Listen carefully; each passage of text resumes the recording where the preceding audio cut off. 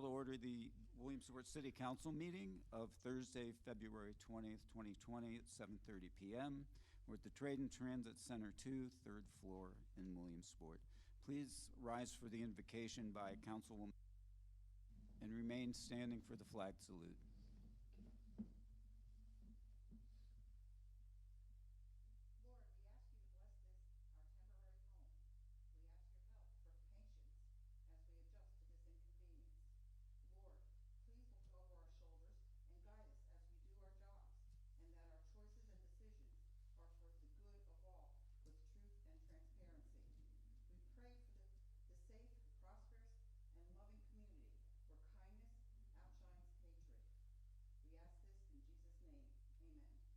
Amen.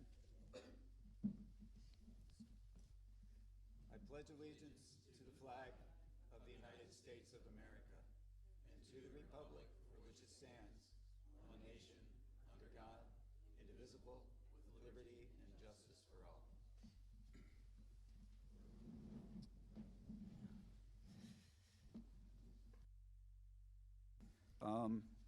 We'll move to item 4, limited courtesy of the floor. We have had, we'll move to item 3, approval of city council minutes dated February 6th, 2020.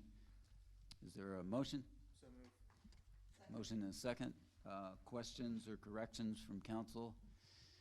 Hearing none. Mrs. Frank? Mr. Yoder? Yes. Mr. Mackey? Yes.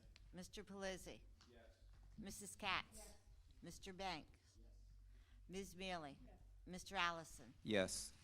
Thank you, Mrs. Frank. Motion passes. Now we'll move to limited courtesy of the floor, and there's been no requests. So we'll move to item 5, presentation by representatives from the Community Arts Center. And we welcome Mr. Marty tonight. Good evening, President Allison, Vice President Mealy, members of council, members of the administration. Thank you for the opportunity this evening. Since last July, I've served as the co-chair for the Community Arts Center, which is a wholly owned subsidiary of the Pennsylvania College of Technology. I address you this evening in that role so as to formally introduce you to our organization's new leader. In early January, following an extensive search, the Community Arts Center Board of Directors announced Chuck Still as our new executive director for the Arts Center. As you may have read in the coverage in the paper, Chuck is an accomplished theater professional with 35 years of leadership experience and an eclectic collection of venues nationwide. Chuck comes to the Community Arts Center from the Midtown Arts and Theater Center Houston, or MATCH, in Texas, where from 2015 to 19, he oversaw the startup of the facility and helped complete a $25 million capital campaign as MATCH's founding executive director. From 2008 to 2014, Chuck was the founding executive director of the Katharine Hepburn Cultural Arts Center, or otherwise known as the CATE, in Old Saybrook, Connecticut. He was responsible there for the launch of the facility, featuring diverse programming and 200-plus shows annually, as well as a small museum. Prior to that, Chuck served as executive director of a Riverside Theater, Vero Beach, Florida, where he completed a $21.3 million capital campaign for a $19.5 million theater renovation while increasing annual giving from $238,000 to nearly $1 million. The professional theater featured an educational arm and booked a diverse range of performers, similar to the other venues he's worked and similar to our venue as well. In the 90s, Chuck worked as a managing director at Merrimack Repertory Theater in Lowell, Massachusetts, and at the Berkshire Theater Festival in Stockbridge, Massachusetts. He's also worked in theater at various managerial capacities in New York City, Virginia, Minnesota, Alabama, and North Carolina. He holds a Master of Arts from North Carolina School of the Arts and a Bachelor of Arts from Davidson College. I'll tell you that the CAC board feels strongly that Chuck's broad and deep expertise in the industry, his creative approach to development, and his open and engaging leadership style are precisely what our organization has needed. Our CAC staff has been eager to work with him and learn from Chuck, and we are here tonight to ask that you as community leaders assist us in offering Chuck a warm welcome to the region. By way of reminder, since its reopening in 1993, the Community Arts Center hosts a diverse slate of performers and shows, and continues to serve as the home for community-based organizations such as the Uptown Music Collective, who recently sold out a show, the Williamsport Symphony Orchestra, and local dance recitals. Further, through a 2016 collaboration agreement, Lycoming College has expanded access to the Community Arts Center as our partner, and there they present performing arts, academic, and community outreach events. I'd like to introduce you to Chuck Still, who's here tonight, and may say a few words, and I appreciate, again, your time.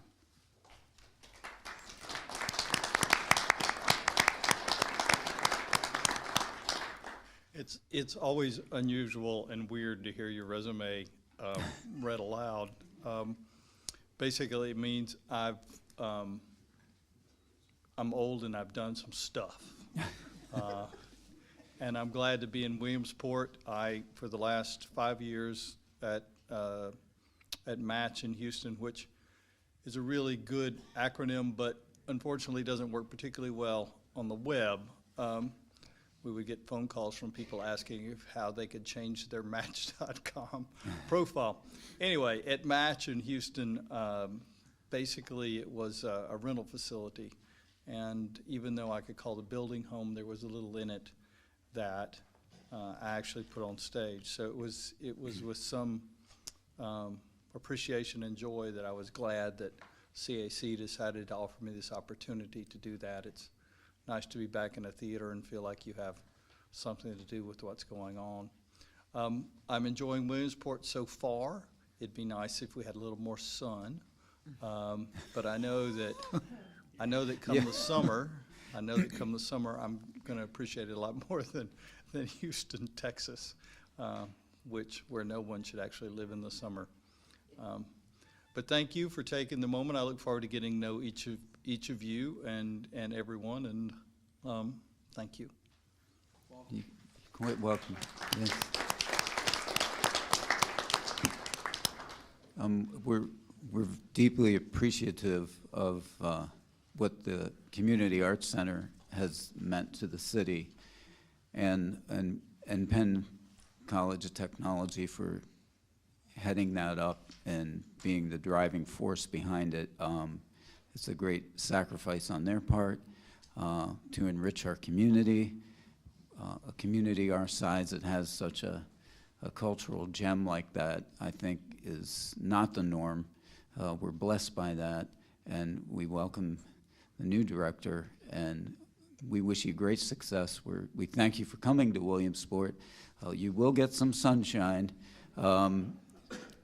Typically, I think we have around 76 days that are totally cloudless, but we have a fair share of our really nice days beyond that. So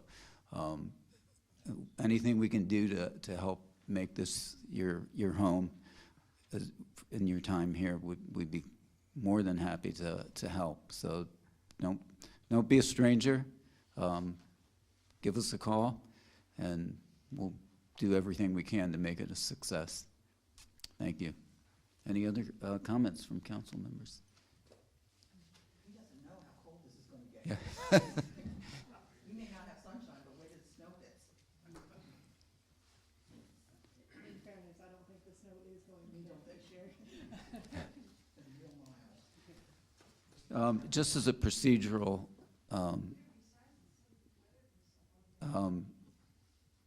mention tonight, of course, we're in different environments, so we're going to be adapting to that. So please be patient with us as we figure things out after our first run through tonight, and we'll do well to get everything in place the way it should be. You know, this is a change for us, but a lot of times change is good. It puts you in a different situation where you have to look at things from a different perspective. So I'm going to be positive about everything we're going to do, because we're positive about the new leaf that the city administration and council now has turned over, and the things that are on the horizon and the things we're going to be working on. And we have a lot of big issues before us, but we got a lot of get up and go to go get them. So just be patient with us. We're a little limited on microphones, so each side table has one wired mic that they can pass up and down. So we'll have to be cognizant if our voices are projecting out there. So I believe those are turned on. And then we have one wireless mic at the podium. Under Mr. Girardi's research, this is the way we're going to run the meetings. We will use the podium for the administration or presentations. Anything in the agenda will be addressed from the podium. When it comes time at the end for comments from the public, that wireless mic will be taken out into the audience where everybody is coming at it the same way. We know that the podium's not ADA, it's not accessible by people with disabilities, so that kind of puts everybody on the same level. So I think that'll be a good way to do it as well. Mr. Girardi's volunteered to man the mic tonight to pass it around for those who have comments. So just so you know how things are going to transpire as we go on. So we are at item 6, which is a public hearing for conditional use at 945, 947 West 3rd Street. And Mr. Narr, welcome. Good evening, President Allison and members of council. We received a request from Fish Consulting LLC in order to construct a mixed-use building. It is in the institutional zone. Part of the mixed-use building requires multifamily. That does require a conditional use. In accordance to the Pennsylvania Municipal Planning Code, a public hearing is required to allow those members to speak for it or those residents that have questions or concerns to address the hearing at this time. Okay, thank you. So we just formally open the hearing. Mr.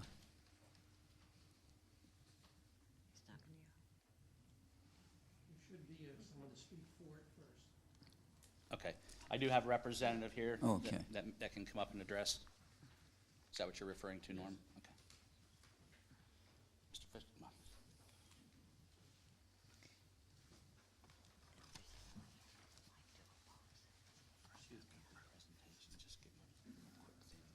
Okay. Evening. Wasn't really prepared to say anything, but it's just a small mixed-use building. It's going to house our management company on the first floor and has some efficiencies on the second floor.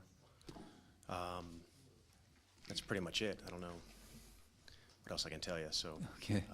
we have one of our companies. One is a property management business. It's going to be on the first floor. So, Okay. any questions or anything? Yeah. Happy to help answer any questions, I guess. And we will have the actual conditional use item, item 18, that we'll go over. And I am, after we finish the public hearing, we'll do the appointments to the commissions, and then we'll move number 18 up there and do the conditional use item that we'll be voting on. So And first, at that point, I'll address in more detail what yeah, we're doing and what that would be the appropriate time to do that. So, okay, Okay. thank you. Is question time? Not yet, I gotta open the meeting, right?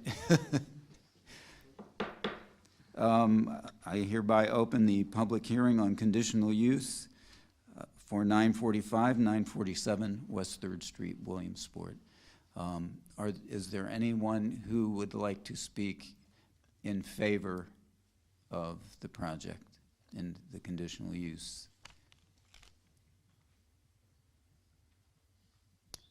I hear none for that, so we'll close that part. And is there anybody in the audience tonight that would like to speak against it?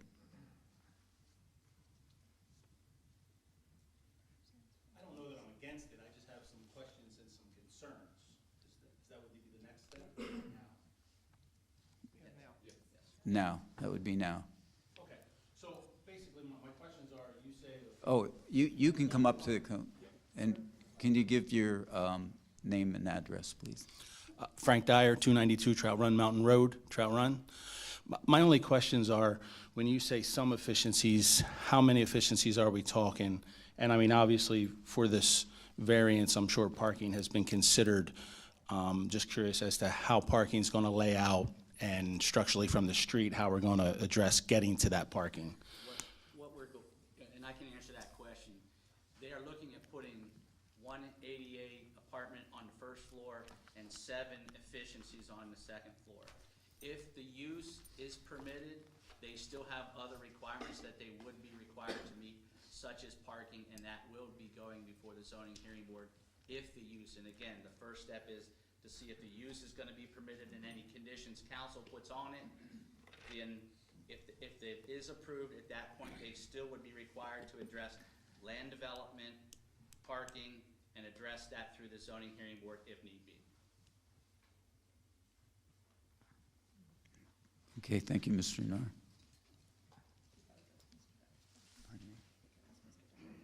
Yeah. Does that address your concerns, Mr. Dyer? Yes, sir, thank you. Thank you. Is there anyone else who'd like to address the issue? Okay, hearing none, we'll close the hearing. And move on.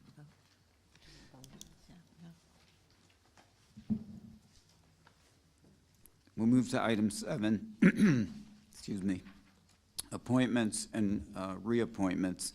We're doing Brandon Park Commission and Shade Tree Redevelopment Authority, Planning Commission, and Blighted Property. So we will address Brandon Park Commission and Shade Tree Commission first. Tonight, we're receiving the recommendation to appoint Katrina Sinclair of Williamsport to a 5-year term commencing 1/1/20 and ending 1/1/25. And Ronald Deemer of Hollywood Circle, Williamsport, appointed to a 5-year term commencing 11/20/19 and ending 11/20/24. I want to address this now. You'll see some dates in here that we're retro-filling. A person has been, in some cases, continuing to serve on a board or a commission in the place they were originally seated and voted on, but were never brought up by the administration for reappointment, and were never told to step down and someone appointed in their place. So in those cases, we're recognizing when we appoint them, we're going back to the date that they should have been reappointed, and we're recognizing the 4 or 5 year block of years that they would be filling, that they are filling, and had they been reappointed in the beginning, if you follow that logic. We want to, because we can't move around those slots, or we'll have everybody expiring at the same time eventually, and it creates too much confusion. So for right now, it's a little confusing, but we got to work through these things because there was a lack of attention to appointments and reappointments. Some lapsed, some were left open. We're going through a period of addressing all those issues. So please bear with us over the next few weeks as the administration is working hard to clear up all these issues and bring the appointments to us. And once we get through this, then it should go in a pretty orderly way over the next years that this process goes forward. So back to the Brandon Park Commission and Shade Tree Commission.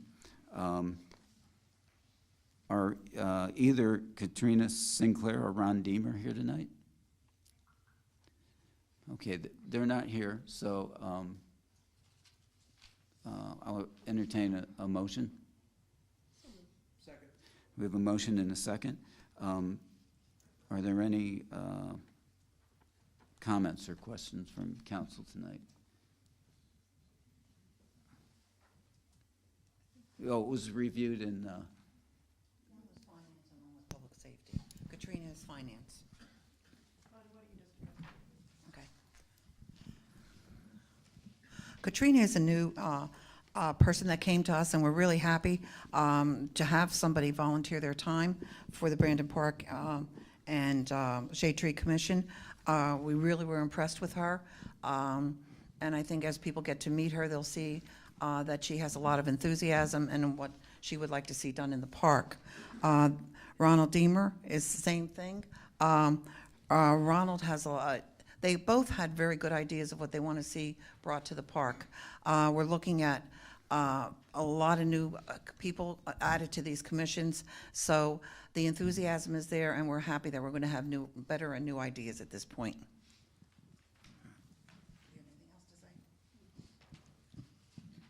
thank you, Mrs. Katz. Seeing no other comments or questions, Mrs. Frank on the motion, please. Mr. Yoder? Yes. Mr. Mackey? Yes. Mr. Pelisi? Yes. Mrs. Katz? Mr. Banks? Ms. Mealy? Mr. Allison? Yes, thank you, Mrs. Frank. Motion passes. We'll go to the Redevelopment Authority. Tom McDermott is reappointed to a 5-year term. And here's one of those backfill ones, commencing 6/6/2016 and ending 6/6/21. So he's been serving over this period of time. Should have been reappointed on 6/6/16, but he wasn't. But he's still there, so he'll finish out his term till 6/6/21, and if he wishes, could be considered for reappointment. Patrick Marty is appointed to a 5-year term, commencing 6/6/18 and ending 6/6/23. Is there a motion? So moved. Motion and second. And this was reviewed in Public Works, correct?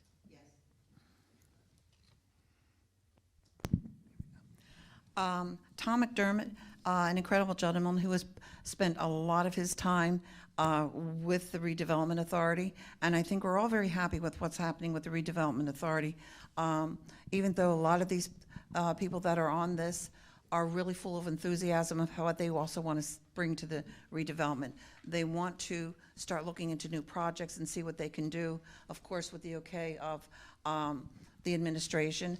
But again, the enthusiasm of a new administration is giving all of these people that are on these commissions more enthusiasm for themselves, too, that they don't feel that they're just going to a meeting, that they really want to bring new ideas.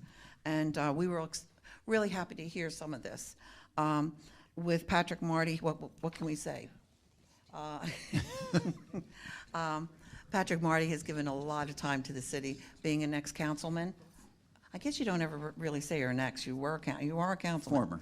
Former. Yeah. That's the word. That'll fit. We also had him for blighted property. Would you like me to do both of these instead of, or do we have to vote? Oh, we have to vote on it separately. Never mind.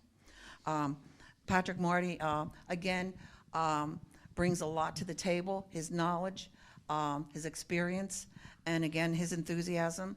So we're really happy that Pat Marty has accepted to do this again. And we thank all these people because it is a lot of work to volunteer. A lot of these commissions take a lot of study, research, and also to make sure that they're doing everything the right way. So we're really thrilled with these people. Thank you.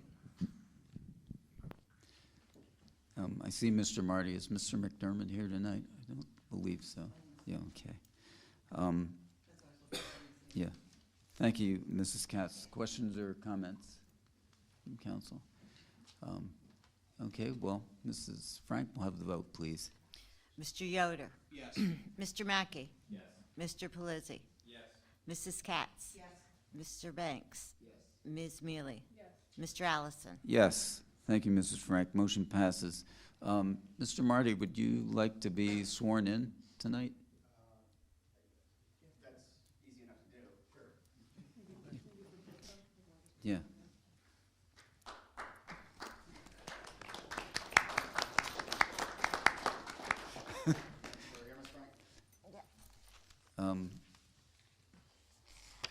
Yes.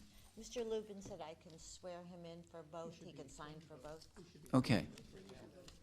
Yeah, we need to vote on the blighted property, so, Okay. State your full name. Do solemnly swear that I will support, obey, and defend the Constitution of the United States and the Constitution of this Commonwealth, and I will discharge the duties of my office with fidelity.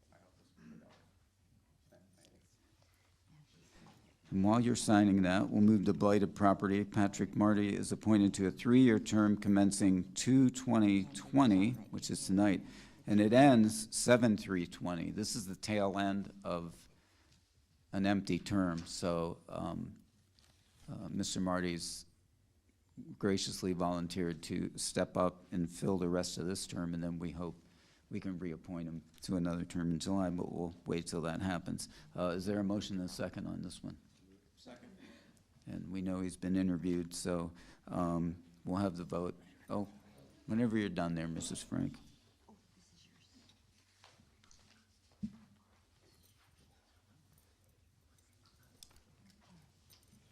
All right, Mr. Yoder, Yes.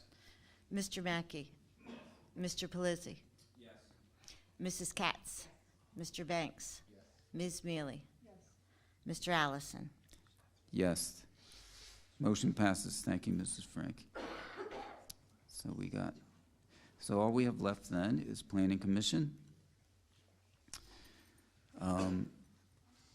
Niall Brown is appointed to a 4-year term commencing 10/11/18 and ending 10/11/22. So that's one of those terms, somebody's being appointed in the middle and is going to finish it out.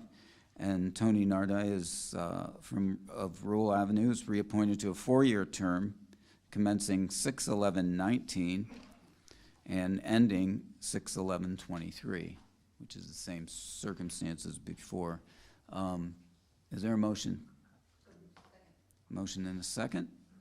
And that was reviewed in Public Works, correct? Or Finance?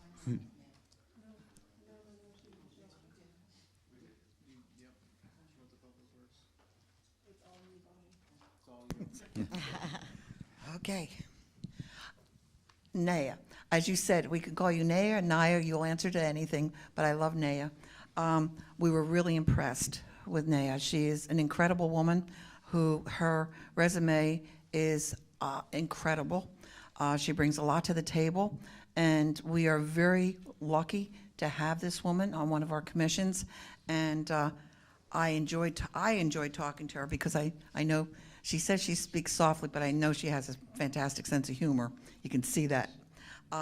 Again, we thank you for doing this because it's people like you that bring a lot to the table that we need. Other questions or comments? I've known Niall for many years. We served together on the school board for a while, and she's going to be a great asset to Planning Commission, which is one of our most important, really, in dealing with infrastructure and development in the city. Any other questions or comments from council? Mrs. Frank? Mr. Yoder, Yes. Mr. Mackey. Yes. Mr. Pelisi. Yes. Mrs. Katz. Yes. Mr. Banks. Yes. Ms. Mealy. Mr. Allison. Yes, motion passes. Thank you, Mrs. Frank. And Do you want to swear her in? yeah, you can be sworn in tonight.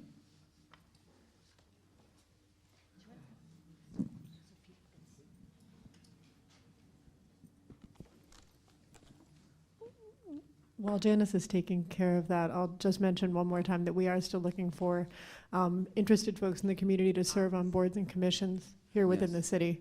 And anyone who is interested can submit a resume and a letter of interest to the city clerk's office. I can't speak specifically to which boards and commissions still have openings, but anyone who's interested in serving the community can submit a resume to the city clerk's office. And at some point, when time allows, the mayor and his and other members of the administration will bring interested parties in for interviews. I think our board still. Yeah, we certainly still have openings on the Historic Architectural Review Board. But I believe we have an opening on the Brandon Park Commission as well yet, Yeah, and we a do, handful of yeah. others. And obviously, we have spots coming open annually on all of these boards and commissions. So anyone who's interested in serving we hope moving forward to gain a more Bowman diverse, Field. I think, field of people within our boards and commissions in every respect. And so the more that people within the community sort of call themselves out as being interested, the more possible that makes it for us as a government. Bowman Field Commission. Oh, Bowman Field So Bowman Field Commission, the Historic Architectural Review Board, the Zoning Hearing Board, Brandon Park Commission, and Shade Tree Commission. And I'm certain that there are others. Janice, do you might be the one. We might have Brandon Park Field. There might be another one. Okay. But in any case. But anyway, there are still plenty of open spots. Anyone who's interested should please consider submitting a resume and a letter of interest to the city clerk at cityclerk@cityofwilliamsport.org. And Thank you. If you serve on Bowman Field Commission, you get free tickets to all the Cutters games. Okay. I'm just kidding. Okay. All right, we're done with that part. So we'll move to, pardon me? Is he here? No.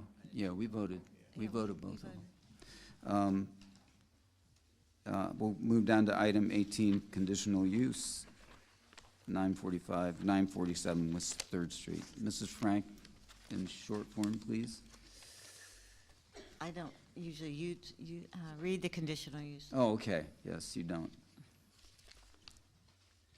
Mr. Nar, welcome back. Good evening again, President Allison and members of council. What we bring before you tonight is a request from Fish Consulting LLC in order to construct a 3,390 square foot, 2-story mixed-use building. Again, the first floor will contain office space, which is a permitted use in the institutional zoning district. The location is 945, 947 West 3rd Street. It is currently two vacant lots. It sits right next to the old Newport Business Institute in West 3rd Street. And again, the office space is a permitted use in the institutional zoning districts. However, multifamily does require a conditional use in accordance to the Pennsylvania Municipal Planning Code. And what they're requesting to do is the 8 units, which would be 1 handicap unit on the first floor, and I'll have 7 efficiencies on the second floor. To include both the office space as well as the units, the rental units, as far as efficiencies, requires a max of 24 parking spaces, a minimum of 24 parking spaces. Based off of the plans that you have to address earlier, they do only show 16. So if the use is permitted by council tonight, it still would require to go back before a formal land development plan and will be required to go before the zoning hearing board, and we tentatively have that set for March 19th to address the parking concern.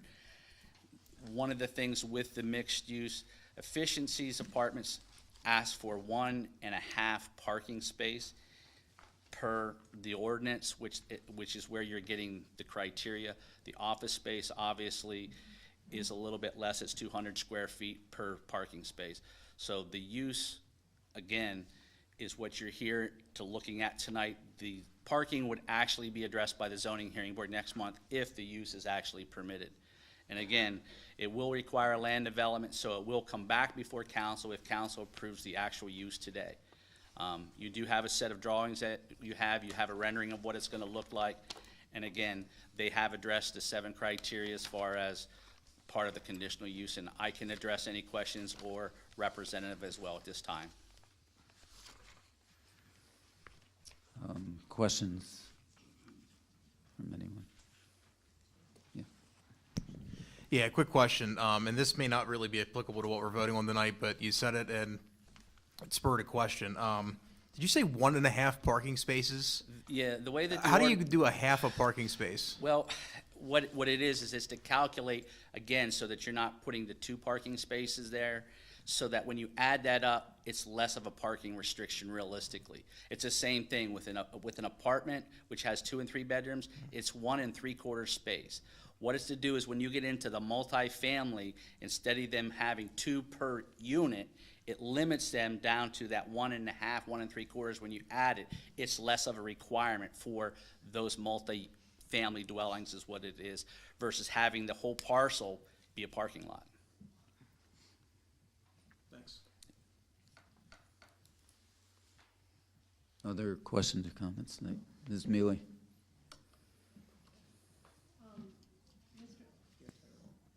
Jeez. Oh, this is so complicated.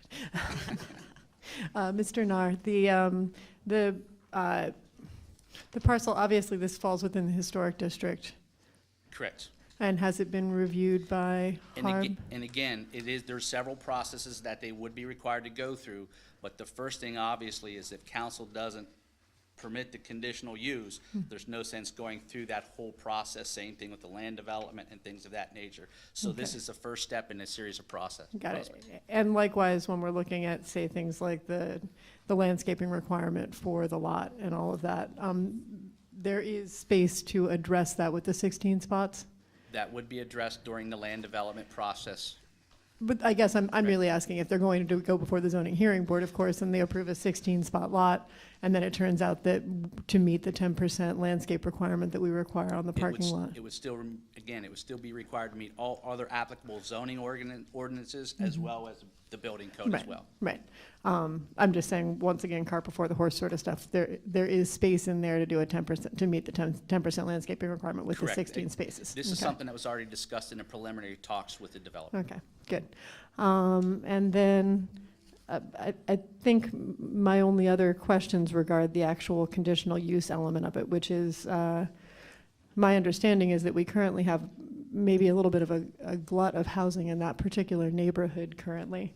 So when we're looking at adding additional 8 units of new construction, when we have existing vacant units in the neighborhood, that to me, I guess, gets into the conditional use element of it. Is it something that's desirable in that neighborhood, given the?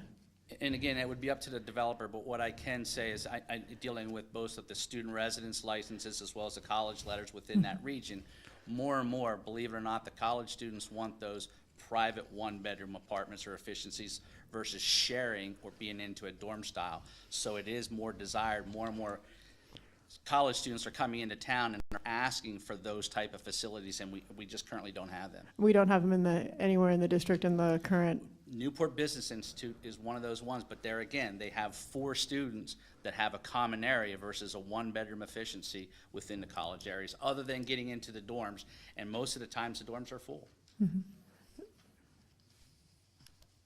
Is that true, Mr. Marty? Are the dorms full currently?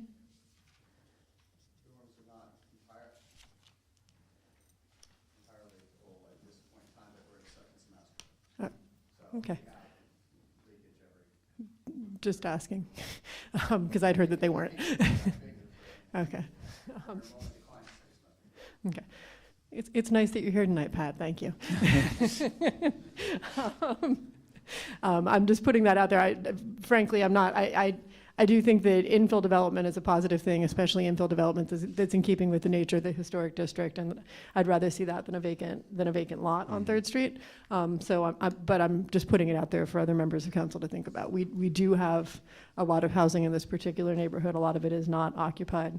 A lot of it is in poor condition and does need to be renovated. And if we're sort of disincentivizing that by providing more housing options, it's just something I think that bears some thought in terms of a conditional use, where we have the discretion to say this isn't going to help the development of the neighborhood in the ways in which the applicant is making the case. I will. That's all I have to say at this point. Anyone else? Mr. Nar, addressing the parking issue again, can you? Based off of the requirement for the office space, in addition to the 8 efficiency units, Right. would require a total of 24 off-street parking spaces. Based off of the plan that they tentatively have before you, only shows 16. So if council approves the use, it still would require to go before the zoning hearing board to see if they would make the exception for the 16 or require something more. So I can see how the apartments would, the parking requirements for the apartments could be configured. How do you configure the office space? Is that square footage? It's or- by square footage, 200 Okay. square foot for retail and office space, one Okay. parking stall.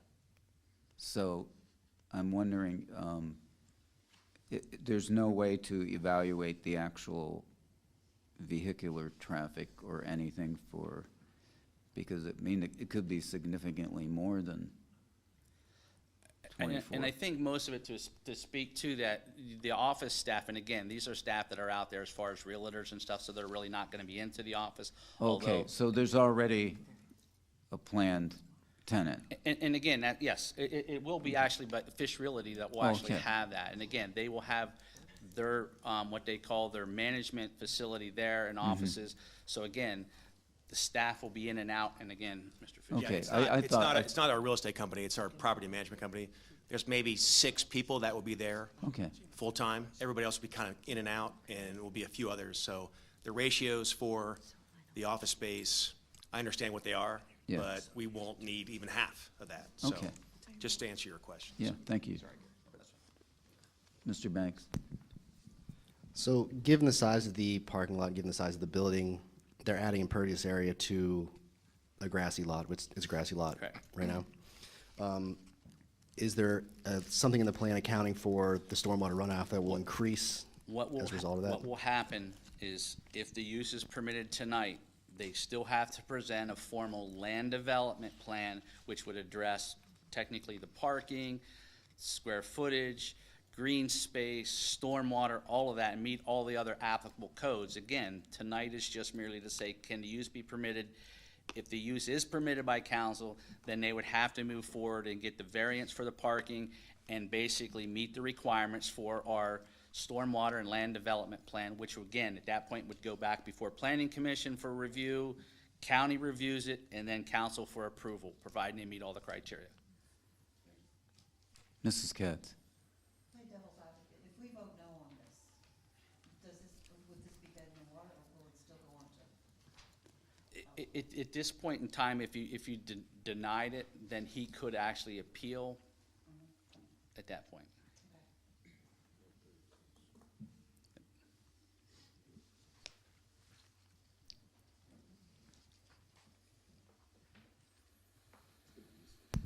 It's true.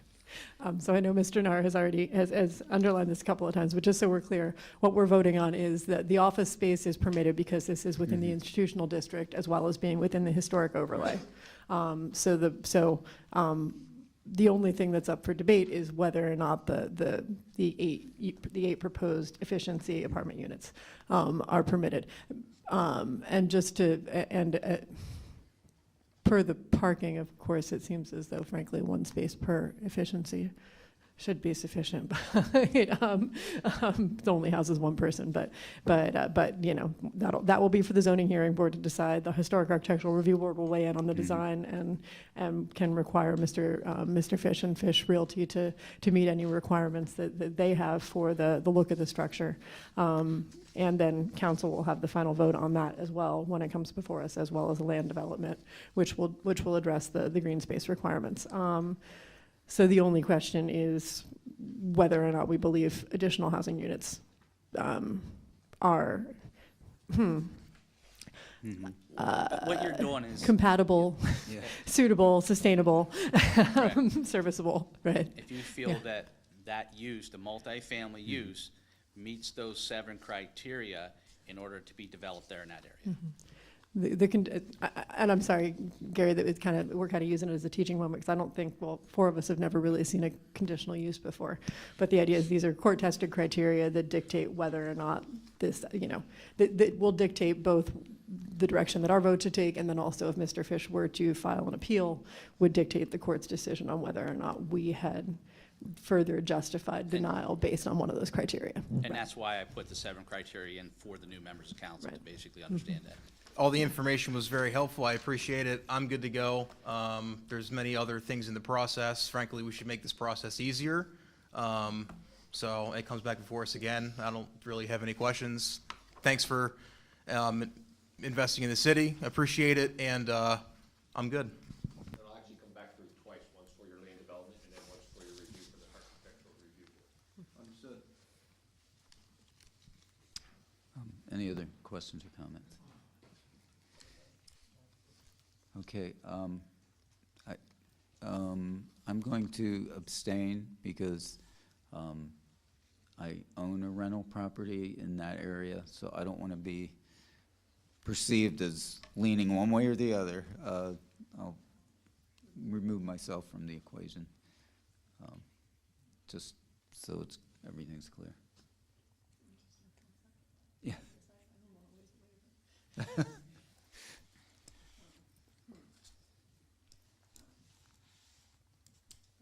Okay.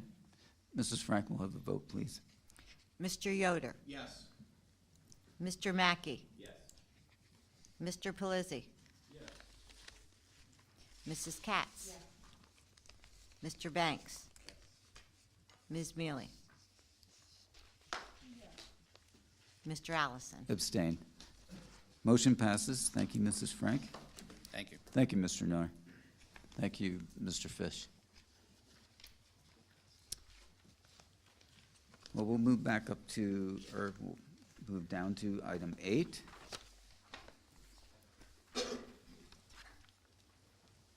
Which is a second reading of our ordinance amending our 117 general fee schedule.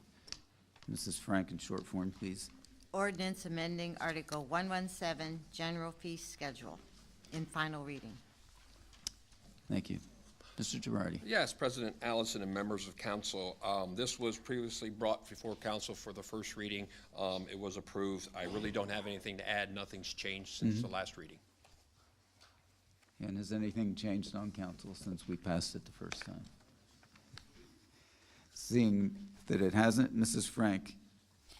Mr. Yoder? Yes. Mr. Mackey? Yes. Mr. Pelisi? Yes. Mrs. Katz? Mr. Banks? Ms. Mealy? Mr. Allison? Yes, motion passes. Thank you, Mrs. Frank. We'll move to item 9, which 9 and 10 are companion resolutions authorizing excavation of certain streets for water main replacement. Mrs. Frank, in short form, please. Resolution authorizing the excavation of certain streets for a water main replacement project by the City of Williamsport for the Williamsport Municipal Water Authority, and the first one is Thomas Avenue. Thank you, Mrs. Frank. Is there a motion? Second. There's a motion and a second. Mr. Girardi, welcome again. Yes, what you have before you is our standard resolution concerning street cuts. Just a little background on that. We have an ordinance that requires anytime that they do a street project during the winter months, basically when the asphalt plant closes and before it opens, it's not permitted unless it goes through an approval process. This is one of those projects that they're doing, the Water Authority. The UGI was already in this area and dug, so they would like to get in it and do the same thing on their side of the street to repair the water main, put in a new water main, and then they'll repave the whole thing, and that will be done prior to the fall of 2020 in conjunction with the City of Williamsport's paving projects. Okay. Thank you, Mr. Girardi. It's reviewed in Public Works. Yes.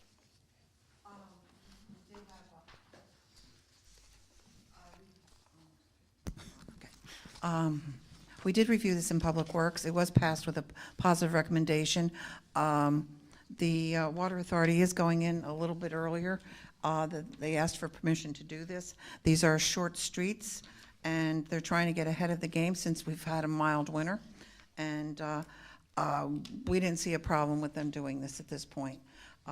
They will fulfill the rest of it, like Mr. Girardi said, prior to the fall, before the plant closes. And we are working in conjunction with our own streets and parks on this also. So everybody is working together on these projects, which is really good, and I hope everybody in the community understands and appreciates how we all try to work with the utilities and the city as far as, once the street is done, it can't be torn up for 5 years. And like I said, it was passed with a positive recommendation. Okay. Thank you, Mrs. Katz. Comments or questions from council tonight? Mr. Banks?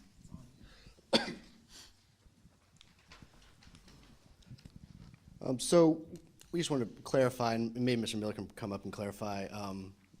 We made a little bit of change to both of these ordinances, and it's really just a matter of not paving the street twice. And which, you know, in this instance, this is saving the water authority money, but it's the same customers, the same people are paying out to both the city and tax dollars and the water authority. So we made some changes, but it's small changes, but it's really a matter of cost savings for the water authority. And it's so they can get in there right before we pave the street in the fall. That's correct. Minimal inconvenience to the public on Thomas and Huffman.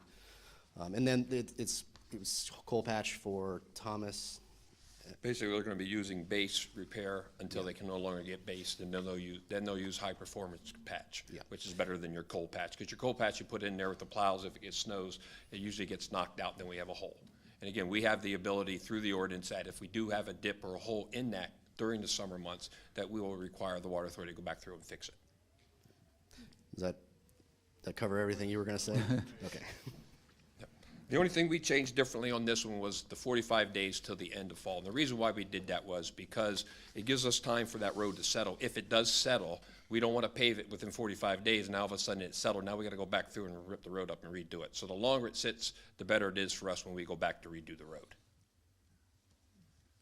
If you don't mind me, I know it's very frustrating when residents see a newly paved street, and if we don't do our work ahead of time, and if the paving rattles something loose, then we have to go back in and dig it up. I know that's very frustrating.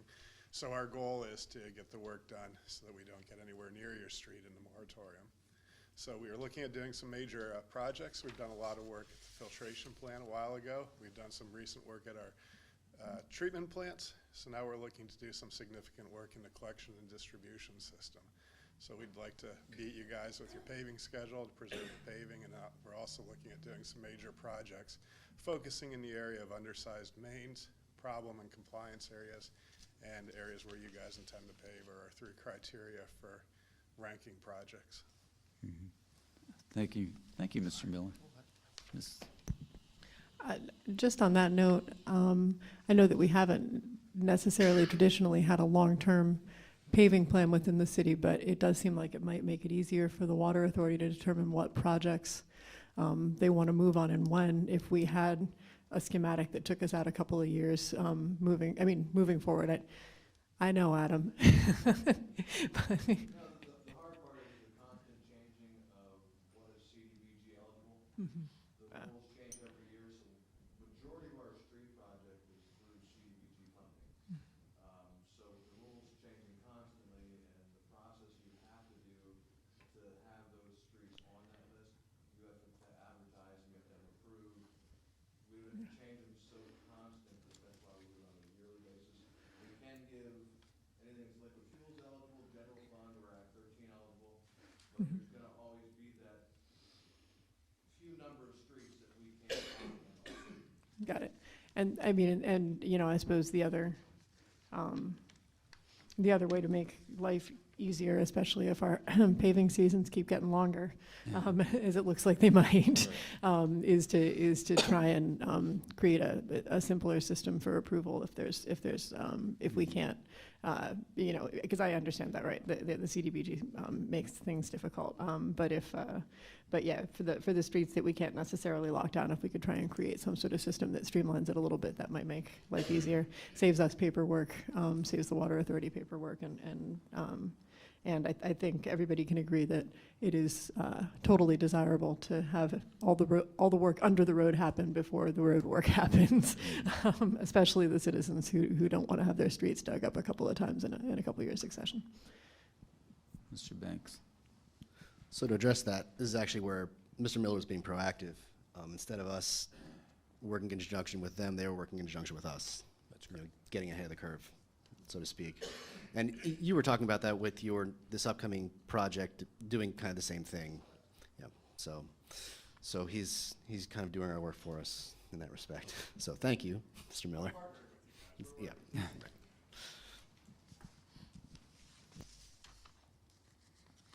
We So certainly basically, you're getting appreciate the it. street cuts, which is the projects. Yeah. If somebody comes in with an emergency repair, say a water Sure. line breaks, that's a cut in the street, that's approved through Dave and myself, and we get a hold of Adam and let him know what's going on. So you may find in the middle of the winter that there's a cut in the middle of Packer Street that all of a sudden you see, it's an emergency repair. Yeah. That's the only time we let somebody do that. They happen, yep. Yep. Other questions, comments? On the motion, please, Mrs. Frank. Mr. Yoder? Yes. Mr. Mackey? Yes. Mr. Pelisi? Yes. Mrs. Katz? Yes. Mr. Banks? Ms. Mealy? Yes. Mr. Allison? Yes, motion passes. Thank you, Mrs. Frank. And we'll move to item 10, resolution authorizing another excavation. In short form, please, Mrs. Frank. Resolution authorizing the excavation of certain streets for a water main replacement project by the City of Williamsport for the Williamsport Municipal Water Authority, and this one is Huffman Street. Thank you, Mrs. Frank. Is there a motion? Motion and a second? Mr. Girardi? Yes, same thing. again, on this one, we changed it 45 days to the end of the year or fall. And this is another one where the Water Authority, working in conjunction with Streets and Parks, realized that we are doing that road. They have a 1-inch main, I believe that's what it is, running down the street. And it would be a great time for them to get in, repair it, remove it, put in the Right. right size main, and do their street cuts. So they're gonna do that ahead of time, patch it, and then come fall, we'll pave the whole thing in conjunction with the Water Authority. With the one, Mr. Miller? with the 1-inch main, it's very undersized, so the residents should see an improvement with their Yeah. services. It does seem small, yeah. It was reviewed in Public Yeah, it was Works. reviewed in Public Works, I'm sorry. We did pass this on with a positive recommendation, and I think we've had the discussion on both of these. Like Mr. Girardi said, the schedule was just changed from the 45 days, and we're, like everybody is saying, we're very happy that we're working together on this. And our relationships with the utilities have gotten better over the years, and we want to continue that process.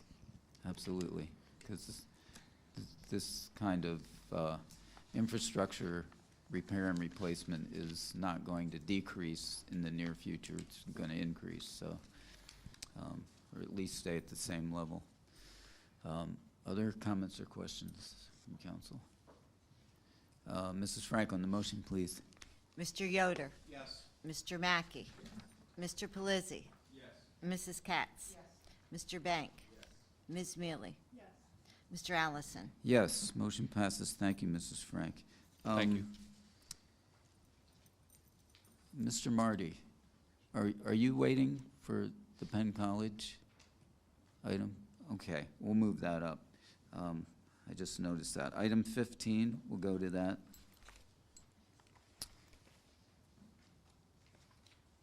A resolution agreement between the City of Williamsport and Penn College Technology. Mrs. Frank, in short form, please. Resolution agreement between the City of Williamsport and Penn College of Technology. Thank you, Mrs. Frank. Is there a motion? Second. Motion and a second. Mr. Pavlik. Good evening, President Allison, member of council. The resolution before you is an agreement between the City of Williamsport and Pennsylvania College of Technology for utilization of their students on an off-campus project. The project's going to occur up at the Veterans Memorial Park, where their students will assist the Veterans Memorial Commission in creating walks and a new entrance sign for the Veterans Park. The students are going to receive supervised educational work experience. The commission will pay through their donated funds for the materials for them to use. So we think it's a win-win situation for both the city and the college. This was reviewed by Public Works on Okay. Tuesday. Thank you, Mr. Pavlik. Mrs. Katz. Yes, this was brought to council with a full positive recommendation. This is an incredible project that's been going on for several years. John Markley really has done a remarkable job with this. What he has accomplished up at the Veterans Memorial Park is incredible. Everybody should go up to see that. He does have more plans for this. And what the college has been doing, the college has been so helpful. I think they've been doing this for over a year now, haven't they? Yeah. If I remember John saying that. So, and to continue this process, it's also a learning curve for the students to work on a project like this, but it's also very helpful for the Veterans Memorial. And this is another project that a lot of this is donation funded. And if it's not donation funded, John has wiggled his way into a lot of discounts for this park. And it's something that we should all be proud of, and please take the time to go up and see it. And we do appreciate the college help in this. And I know John Markley really appreciates this tremendously. Thank you, Mrs. Katz. Questions or comments from council members? No, good. Mrs. Frank on the motion, please. Mr. Yoder? Yes. Mr. Mackey? Yes. Mr. Pelisi? Yes. Mrs. Katz? Yes. Mr. Banks? Yes. Ms. Mealy? Yes. Mr. Allison? Yes, motion passes. Thank you, Mrs. Frank. We'll move to item 16, which is the other part of this project, resolution authorizing acceptance and placement of an airplane. Mrs. Frank, short form, please. Resolution authorizing acceptance and placement of a A6 intruder for Veterans Memorial Park. Is there a motion? There's a motion and a second. Mr. Pavlak. This resolution, again, is with Pennsylvania College of Technology. The Veterans Memorial Commission has learned that the aviation department for the college has an A6 intruder, an old military plane, which they've determined no longer suits their needs. The commission's reached out to the college and has received approval from the college to donate that plane to the commission to place in the Veterans Park as another monument with the other monuments that are up there. So with that, we're asking for council to approve the donation from the college.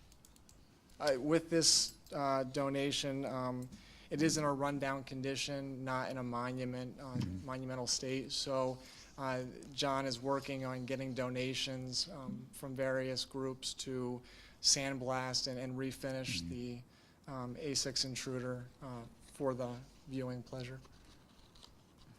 Sounds great. Thank you, Mr. Pavlak. Mrs. Katz? Yes, this was brought to Public Works, and again, passed with a positive recommendation. I kind of felt out of my element here because both gentlemen on either side of me seem to know more about this plane than a lot of other people. If anybody would like to see this picture, it's going to be traveling down from John. What he said, I think, is going to try to go through the Beltway. There's all sorts of plans that have to be done for this plane to go from the airport to the memorial. So when that does happen, I think it's going to be something to see and also exciting to see how this is going to be accomplished. We do have to thank Dr. Davy Jane Gilmore for allowing this to happen.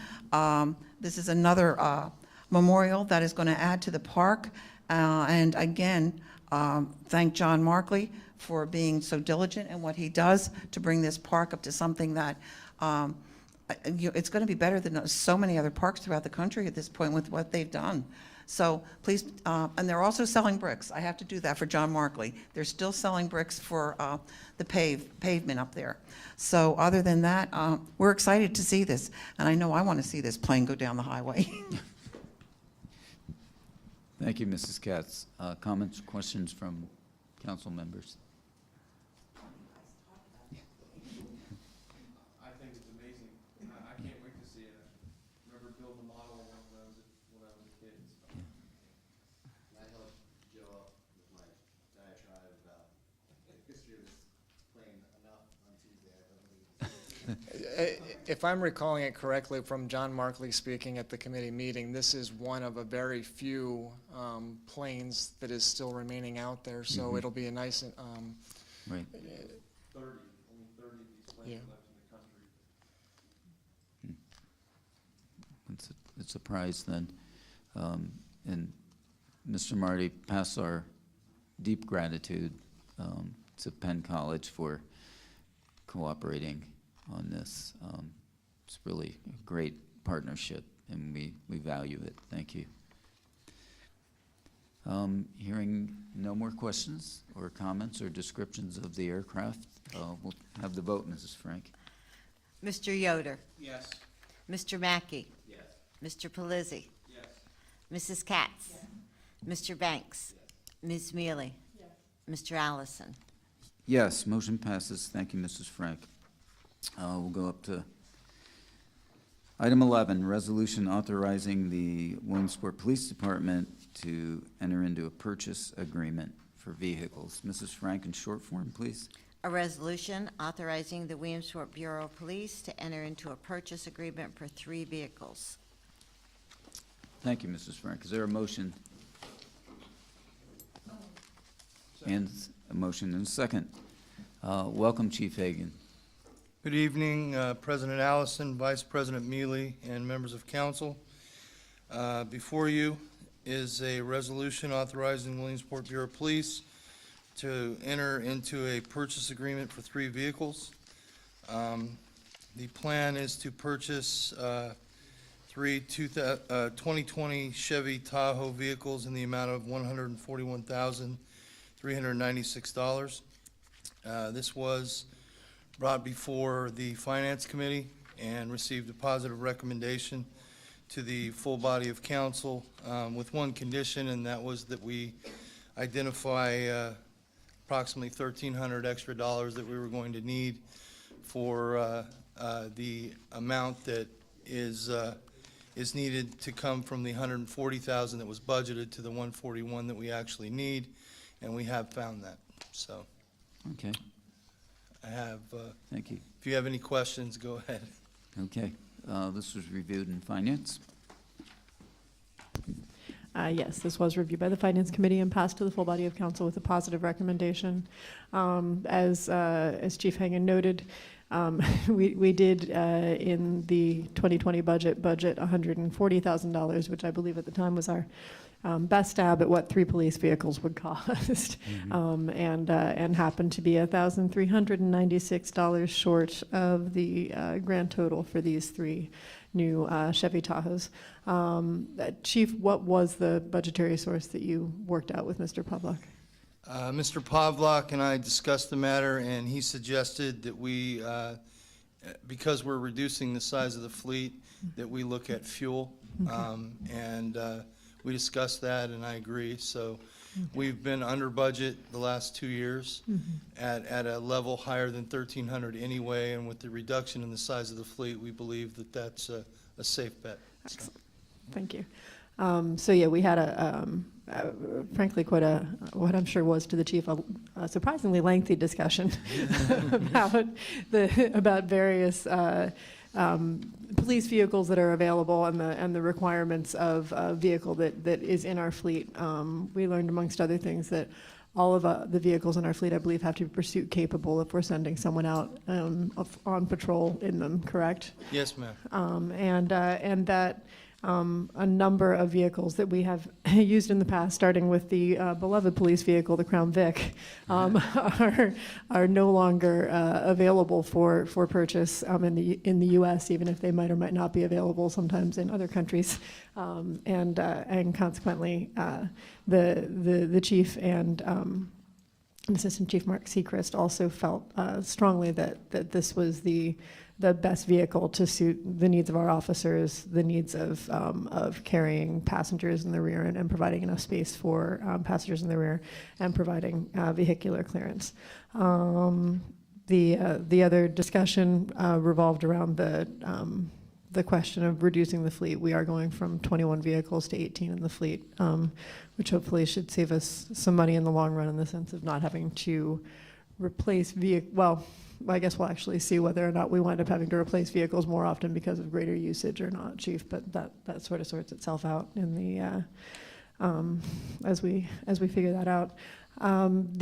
We have been utilizing within the department the slightly less expensive Ford Explorer over the last couple of years, as well as a Ford Taurus. But Mr. Winder, who I noticed not in the room right now, informed us that both the Ford Explorer and the Taurus, because they're both all-wheel drive, had a much higher level of maintenance required than was expected with the Tahoe, meaning that they were costing us more to maintain, and that the difference in price would probably be made up within the difference between maintaining an all-wheel drive vehicle versus a four-wheel drive vehicle. And that the difference in gas mileage, which I believe is 15 miles a gallon for the Tahoe and somewhere around 18 for the Explorer, of course, is relatively negligible. And unfortunate in all cases, may I say, but especially given how much time we spend with the vehicles on idle for police purposes. With all of that said, Finance forwarded this item to the full body of council with a positive recommendation pending the resolution of the financing question. Thank you, Ms. Mealy. Questions or comments from council? I have one additional thing. I didn't mention this in committee, but one of the initial policies that I instituted as soon as I was promoted was the prior administrators, all three of them, the captains and the chief, took their vehicles home. So they were only used by those three, and we eliminated that policy as soon as I was promoted. So those vehicles are used by whoever needs them, and we use whatever's available. We drive our personal vehicles back and forth to work, and that has made more vehicles available to other officers in the fleet as well. So that's one additional item that's made it better. Well, thank you for that, Chief. That's a significant step by the administrative part of the police department. We appreciate that.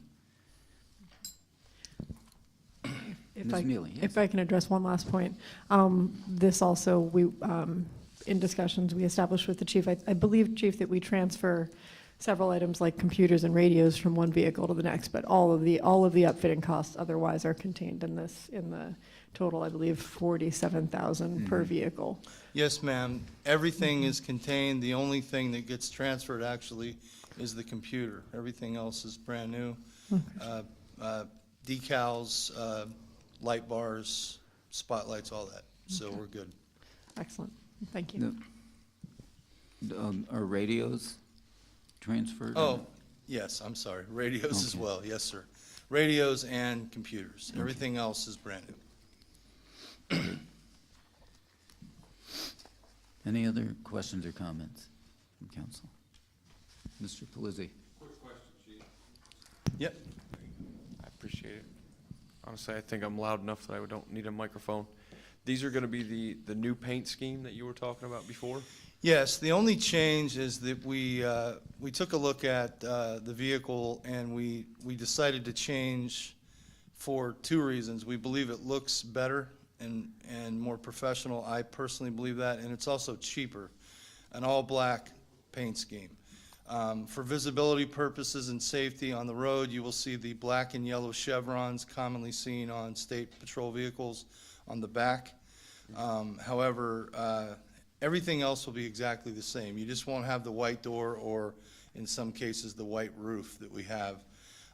Everything, all the numbers and letters that you see on our cars will be identical. The patch on the door, all that. The only change is the white. We won't have the white and black. So we will buy all black vehicles, and we won't need to paint them. So it'll save a little bit of money. Okay. Thank you. Yes, sir. Thank you. Hearing no other questions, we'll have the vote. Mrs. Frank, please. Mr. Yoder? Yes. Mr. Mackey? Yes. Mr. Pelizzi? Yes. Mrs. Katz? Yes. Mr. Banks? Yes. Ms. Mealy? Yes. Mr. Allison? Yes, motion passes. Thank you, Mrs. Frank. We'll move to item 12, resolution MOU between the police department and the school district for a resource officer. Mrs. Frank, in short form, please. Resolution Memorandum of Understanding with the Williamsport Area School District for a school resource officer. Is there a motion? Motion the second. Chief Hagan. Okay. It became necessary to do this memorandum, one, because we had not done one for this year, and also, two, because we reduced the size of our SRO unit. We had one full-time and one half-time officer, and we have reduced that to only one full-time officer. We've done so because of operational needs of the police department and the need to assign other people to other assignments for the remainder of the calendar year. Almost immediately, within days after deciding to do that, we identified federal grant funding that exists through the COPS grant program for either community policing and/or school resource officer positions. So it is in our intent to apply for that grant with the support of council, and I discussed this with the Public Safety Committee on the 3rd of March at our next public safety meeting. I intend to bring grant documents and more information about the grant with regard to a second, not just half-time, but our goal would be to get funding for a full-time SRO with the support of council. In the meantime, because of operational needs, we reached out to Dr. Poole of the school district and discussed the downsizing of the SRO effort. What this means really is that Officer Ben Heitzman, who is the person who worked half-time at the school, will not be guaranteed to be in the elementary schools as much as he was. In between calls for service and when he's able, he will still be going into the school and making contacts, and we've told him to go ahead and do that as much as he can. But he's not going to be committed to the school district. He's going to be available for calls for service like all other patrol officers until such time as the need changes and the funding exists for at least a part-time, if not a full-time position. So that was why this was necessary. Dr. Poole from the school district has been a big help. He sent this document over, and it's already gone before the school board and been signed and approved. So. And it was, again, taken before, I believe this was taken before the Finance Committee and was recommended to the full body of council with a positive recommendation. Thank you, Chief Hagan. And it was before the Finance Committee. It was indeed, and forwarded to the full body of council with a positive recommendation. A handful of notes on this item. As the chief said, our current manning in the police department means that we don't have sufficient officers to run patrol without extensive overtime unless we pull this officer out of the school district at a certain point. On that note, we have, as we know from our last meeting, already hired one officer who's heading into the Act 120 program, and we're looking at 3 further hires this year. 2 of those hires will replace retiring officers. 2 of those hires will be new hires authorized in this year's budget, which will bring our staffing complement up by the end of the year by 4 officers, and ideally by mid-year by another 2 officers, perhaps, depending on the specific candidates who are chosen and their Act 120 needs. The one thing that had not occurred to me, Chief, when we discussed this at Finance Committee, a little embarrassingly, but that I should mention simply for the benefit of the rest of council and the public, is that, of course, I'm assuming that we had budgeted that entire $26,000 and change in contributions from the school district toward that half-time officer as income into the city. Mr. Pavlik, would that be accurate? Did we budget, do we budget this money as income into the city? And then, okay, so it's worthy of note for the finance department, which may already be aware of it, but the administration in general, that we will be $13,185 short in our income estimates this year if we're relinquishing that as income for the city, meaning that whatever negligible amount we left the bottom line at in budget time this year, and as I recall, it was not a lot of money, that will be $13,000 lower. Anyway, that things like this are unavoidable, as the chief points out. If we are spending a lot of money on overtime on patrol, then we're more than likely making up some of that. We would have been losing that income in overtime, but it is a difficult decision, and one I think that we need to look hard at. And we look forward to seeing further documentation and information on the new potential COPS grant for SROs and evaluating that a bit more fully. If I can ask one question of either Mr. Pavlak or Chief Hagan, just remind me, only because I hadn't thought about this agreement in a while, how much of our estimated cost for an officer does the SRO contribution from the school district constitute? I'm assuming it doesn't cover pension and benefits. $52,470 for a full-time officer and $13,185 for a half-time. Right, for the 90 days. But I guess what I'm asking is Salary, healthcare, and benefits during the academic year, but not then during the, right. 80 days of the school year. Okay.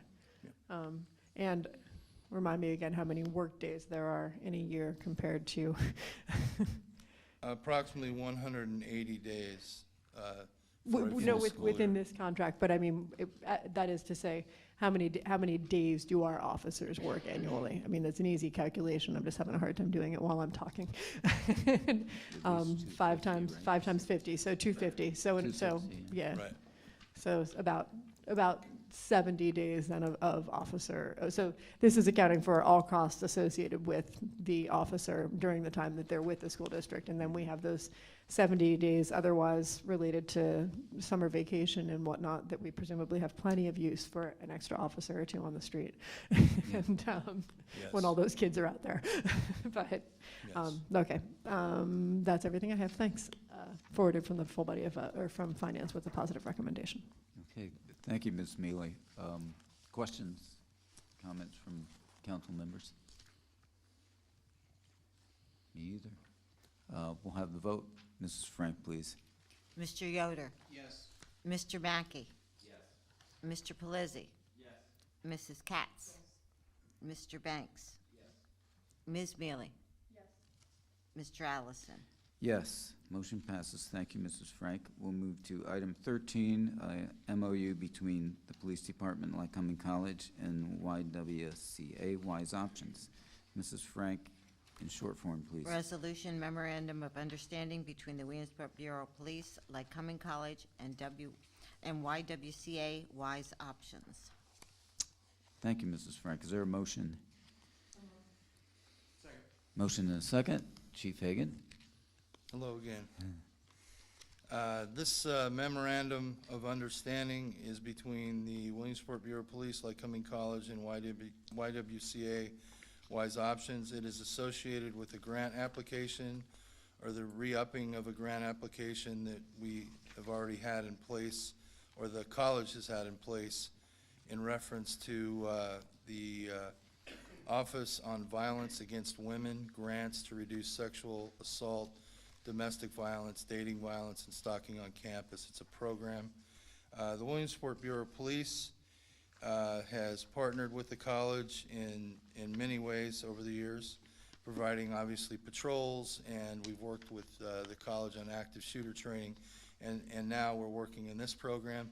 Agent Aaron Levan, the former assistant chief, is backed up also by Agent Jason Bolt, two very experienced agents who like working with the college and do a great job and have a great rapport there, and they provide training to staff and security there in support of this program, and Agent Levan himself has received quite a bit of training in regard to this program. So the college contacted me here recently, obviously at the last minute, and mentioned that they needed to redo the grant application and that we needed to do a new MOU. So I spoke to them and looked into it and talked to Agent Levan to make sure he was still interested, and he is, and loves doing this. And so we want to support the college and the students in every way we can and try to make that campus as safe as we can.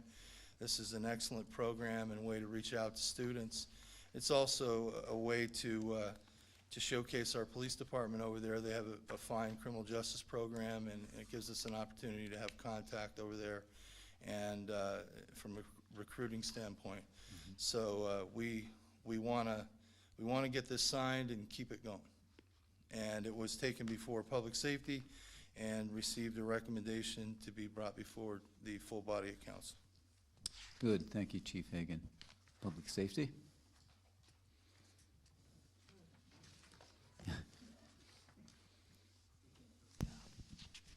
Yes, it did come to Public Safety, and we did pass this on with a positive recommendation. This is an excellent program. The courses that these officers also participate in are very full of information for these college students, and to have Wise Options also involved in this it's just a terrific program all the way around. The only suggestion I had with the chief is, being a female, I would like to also see one of our female officers also come up to standards with this, just in case they could also teach some of these programs. I know these two officers have done a great job. Want to continue to see this program. As we see in the news throughout the year, how many of the projects that are done by the college, like the clothesline that they do, and so many other projects that are done, are just very good for, not only for the colleges, but also for the city itself. So pleased that this is going to be re-upped again, and again, passed with a full body, to the full body of council with a positive recommendation. Thank you, Mrs. Katz. Comments from council members? Mr. Banks? So I feel like I say this sentence a lot now that I'm on committees, but back when I was in the Navy, I was a sexual assault victims advocate in our program there. And one of the big statistics that always comes up is the relation of the frequency of sexual assault to particularly underage alcohol abuse. So my question is, and I was hoping somebody would be here from Lycoming College to answer this, but clearly Lycoming College has gone through a lot of changes over the last few years for the positive. It's been really great for our relations between the city and the college and the community in general. Do you know, in conjunction with this, if they've changed their alcohol policy? And second question to that, what kind of jurisdiction do you have over at Lycoming College to address those types of issues? We have full jurisdiction like we do anywhere else in the city. As long as we're contacted and the offenses are reported, they're fully investigated. Don't know about any changes in the alcohol policy. There has been recent changes in the policy with regard to the response to drug investigations in particular. They're more proactive. They've been calling us more with regard to even minor violations, and that's been encouraging. So we've been doing a little more work than we have in the past over there, and it's had, I think, a positive effect. I've personally been in contact with Dr. Miller on several occasions in the past year, and we work well together. So, but not sure about any changes with regard to the alcohol policy. But a good partnership with this program and in general, and communication with their security department. So we're encouraged by what we see. Ms. Mealy? And one more question from one of the women on City Council. I'm excited to see this implemented at Lycoming College, and excited to see that our Bureau of Police is a part of it as well. Can you talk to me a little bit, Chief, about how we implement these standards within our department, and whether or not that's changing with the new software that we arranged for a couple of meetings ago? And just sort of, I know that we have a handful of officers who are trained to go to Lycoming College to train people at Lycoming, but to what extent do those officers also do trainings within our police department, and how do we look at sexual assault within our department? Well, this MOU actually requires some of those officers to be involved in training, but we start each day at the shift level by going over policies. We have a well-developed policy on domestic violence investigations that involves the obvious 911 response, the separating of parties involved, the identification of the aggressor, and if there is one, and or the person in a power position to cause the incident. And then we train our officers from the first day they go into the field training program to follow a certain protocol, and then we ensure that they do that. We have a request for prosecution form that we ask them to fill out if they do want prosecution, and if they don't, we ask them to sign stating that they don't. In some cases that are more serious, even if they don't want prosecution, we still contact the DA to make sure that that's an acceptable outcome, and in some cases we still pursue prosecution even if the victim doesn't want it when it's appropriate. So we work hand in hand with the DA's office on a regular basis, certainly with the colleges, and we provide them with the statistics they need, to make reports on the Clery Act, which they're required to report on to the federal government. So, but interdepartmentally, we put a huge priority on domestic violence. There's been changes in the monitoring of PFAs in recent years. The requirement for the removal of weapons from residences that have PFAs, and so we're monitoring that and working with the state police on that as well. So there's quite a bit to it, but we're on top of it, and again, we work with the DA, the state police, the LEA, Law Enforcement Association. All of the chiefs meet once a month. We talk about these issues on a regular basis, and when there's any changes in laws or significant changes in policy, we put it out to our officers and make sure that they have the training. The new accreditation system will ensure that everyone is trained properly and that the training is documented in case we're ever questioned from a civil liability standpoint on whether all our people are trained. It'll be well documented and easy to locate. And so that's another reason why that's a good program. So. Excellent. And just a couple of follow-up questions. How do rates of sexual assault and domestic violence in the city compare to rates of similar incidences at the colleges? And do we see those declining recently or on the increase? At Lycoming College, the rates are very low. I would say in the city they're much higher than at Lycoming College. It is probably in part because of this program and their proactive approach there. I cannot tell you numbers on Penn College. I can get that for you and get with you later, but at Lycoming College, they're very low, and the staff there and the administration are as proactive as they can possibly be with regard to this issue. That's fantastic. And Wise Options is the only provider of services to victims of domestic violence and sexual assault in the community. Was that what I understood from this document? Of the services that they provide that I'm aware of, obviously there are other agencies that provide services to victims of domestic violence, that financial and housing and others, but with regard specifically to domestic violence and the process of getting a PFA, housing victims and their children who are displaced, I don't know of another agency, no.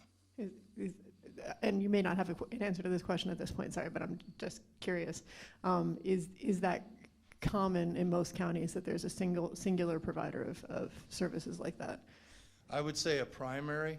I can't speak to all the other counties, but certainly there is a primary that victims go to. There may be, certainly in the larger cities, multiple places, shelters and such, and we have one here, well, two actually, if you count the rescue workers. But it just depends on the type of service. And the specifics of domestic violence response, counseling, assisting with the PFA and such is a particular thing that Wise Options does. And no one else that I'm aware of does the same thing. Okay. Thank you very much, Chief. Sorry, that was kind of a surprise No. quiz, but it just piqued my interest, and now is the time to ask, so thank you. Good questions, yeah. other comments or questions from council? We'll have the vote then, please, Mrs. Frank. Mr. Yoder? Yes. Mr. Mackey? Yes. Mr. Pelisi? Yes. Mrs. Katz? Mr. Banks? Ms. Mealy? Mr. Allison? Yes, motion passes. Thank you, Mrs. Frank. Thank you, Chief Hagan. Item 14, resolution to transfer duty, resolution transfer of duty firearms. Mrs. Frank, Resolution transfer of duty firearms to retiring officers. thank you. Is there a motion? Second. Motion and a second. Chief Hagan? Hello again. This is a resolution in reference to the transferring of duty firearms to retiring officers. What this really is just a minor change to a resolution from several years ago that was already passed by City Council. In that previous resolution, which should be attached to your documents, it specifically stated service pistols. And we do have the rare occasion of retiring officers who have served in the capacity of snipers. One of them just retired here. That's why this issue came up. And in the case of that scenario where we have an older retiring officer who wants to purchase their bolt-action sniper rifle, when we took a look at the old resolution, it would not technically allow that. So what we did is we changed the language in the proposed resolution here to include service firearms and not just service pistols, so that we could, in the rare case of retiring a sniper, and in the case where that sniper had a very old bolt-action rifle that needed to be replaced anyway, not a brand-new one that was bought last year, we're not selling that to them on the way out, but in that type of a situation, we would be allowed to do it. And so we're just asking that, and this was taken before Public Safety also and recommended to the full body of council with a positive recommendation, but we're just asking that it be changed, that's all. Okay, thank you. Yep. Public Safety. Yes, this did come to public safety. To make it clear, no automatic weapons will be sold that a police officer, a retiring police officer can purchase. And from the discussion also, any money that is garnered from the sale of these items go to the bottom line, to the general fund, from what I understand. It's like trading in a car. We just use those to purchase or to bring down the purchase price of a new one. Okay. And that's, you know, So we save money, that's, following the bottom line. that's what we kind of discussed with it. But this is just for the one technicality that came up with the one firearm. So we did pass this on to the full body of council with a positive recommendation. Thank you, Mrs. Katz. Questions or comments from council? Mr. Banks? Just one quick one here, Chief. I did notice the very end of the resolution has a change to retirement of officers in good standing. Does that just mean eligible for retirement? Like, what's the in good standing stipulate? It goes along with retirement as opposed to not being able to retire and, right. In good standing is, it's kind of rhetorical. It means the same thing as retiring. Yes, sir.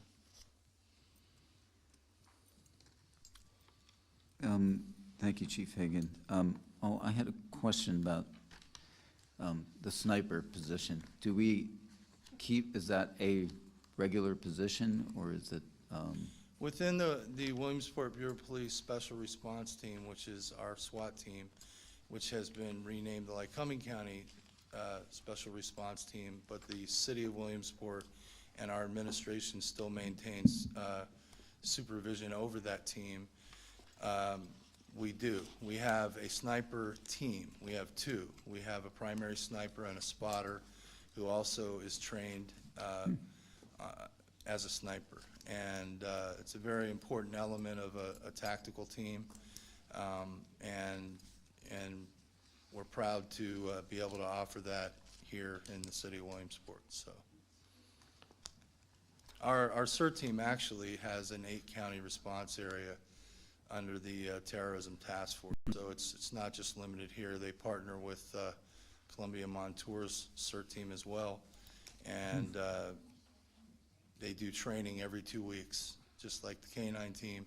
Right. They're required to do 16 hours of training a month, and the snipers do additional training as well. They do a lot of shooting. Interesting. Yes, sir. Yeah. I feel safer.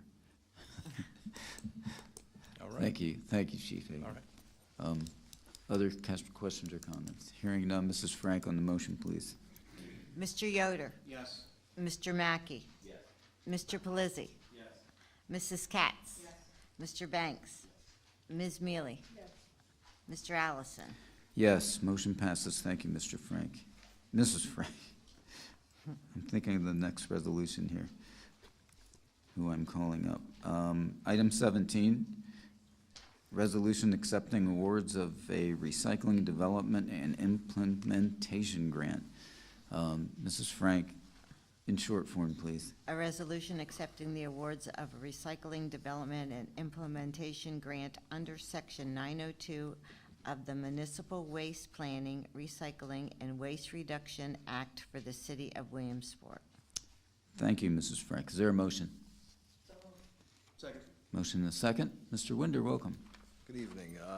This is a resolution to accept the award of the recycling grant in the amount of $280,155. We applied for this grant early last year. We were awarded the $280,155. This grant would assist with the purchase of a new leaf truck, implementing a card read system at the brush pile gate, and the purchase of a chipper. It does require a 20% match, which the Streets and Parks is going to do, involving in-kind work. It is a great grant opportunity. You can only apply for this every other year, so this year we'll be exempt from it, and then we'll apply again in 2021. This was reviewed by Finance and passed on with a positive recommendation. Thank you, Mr. Winder. Ms. Mealy. This was reviewed by Finance and forwarded with an extremely positive recommendation. To our sadness, we did not receive quite enough money to purchase the new brush truck that would take the chipped waste from the new chipper that we will be purchasing with this grant. But that said, the $280,000 that we are receiving does allow us to purchase a chipper, a leaf truck, and a card system with the remaining funds. Mr. Windor also informed us that we have built, would you say, about a 20% cushion onto the cost of these items, knowing that it takes a while for grants and, of course, purchase processes to work their way through the system, meaning that we should not hopefully be in danger of this not being enough money to accomplish those three items without dipping into the general fund. The other good news about this grant is that the match required can be provided in kind by the Streets and Parks Department, so the Streets and Parks Department will do the work involved in installing the card system and several other things, and we won't lay out any actual general fund dollars in any for this grant at all. So it's exciting, and while the implementation of the card system was an item of some discussion during the Finance Committee meeting, I think it's something that we're all looking forward to working out, and we're looking forward to being able to provide our citizens better access throughout daylight hours to the mulch pile. And being able to provide ourselves with better assurance that all the items being dumped in the mulch pile are in fact mulchable. So it should be an all-around win. It came to the full body of council with a positive recommendation. Thank you, Ms. Mealy. Mrs. Katz.